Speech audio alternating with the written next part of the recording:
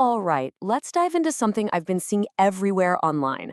It's this really specific, really fascinating claim. One that says there's a single mental mistake that could be quietly draining your life savings. Yeah, that number, $250,000. I mean, just let that sink in for a second.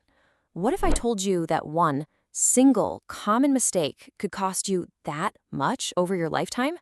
It's a shocking figure, right? And it's designed to do exactly that, grab your attention and just not let go. And look, this isn't just some random number somebody pulled out of thin air. No, no. The claim comes attached to a huge name, the Nobel laureate Daniel Kahneman, basically one of the fathers of behavioral economics.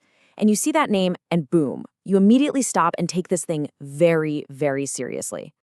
And then comes the final punch. They bring it right home. This isn't some abstract problem for other people. Nope. It's something you are doing. And not just doing, but doing it frequently. The hook is set. You start feeling that little bit of panic, that urgency. You need to know what this costly habit is, like right now.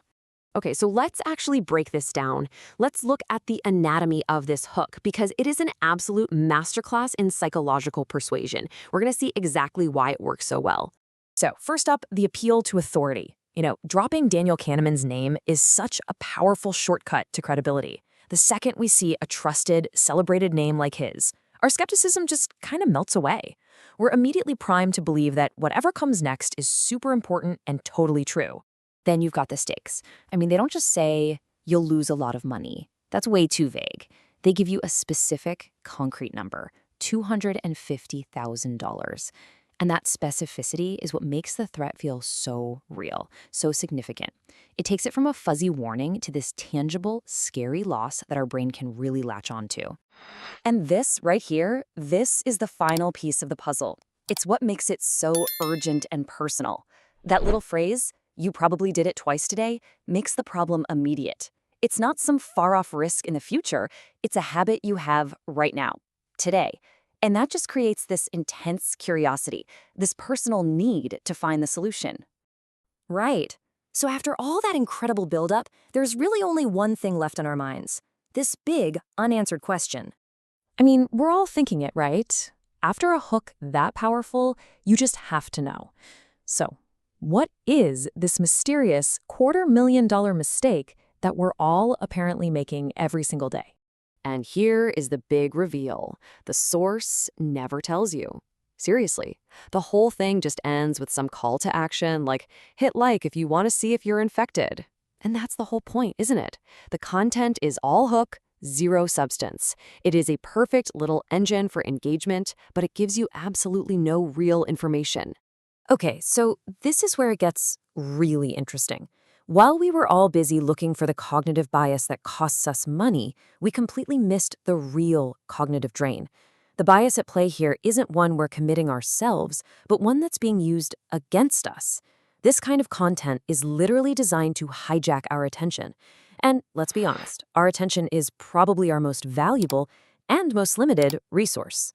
So this is basically the playbook for how they mine your attention. They use authority to seem credible, they use that specificity to make it feel real, and they use personalization to create this crazy sense of urgency. But the real genius is how it creates what's called an information gap.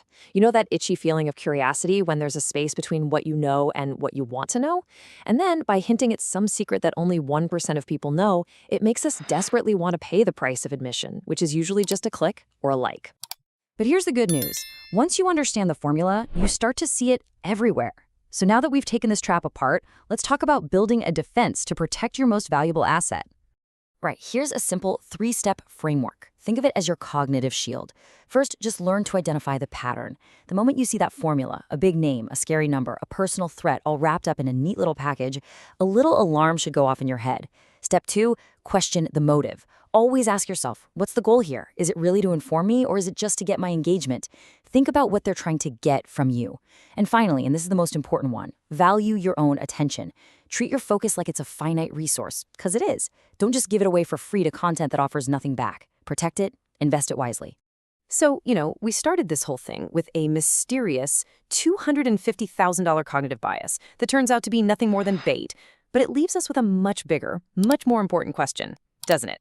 In this digital world we live in, where our attention is the real product being bought and sold, what is the true price we pay for every free tip, every shocking headline, and every single irresistible hook? Now that's the real $250,000 question.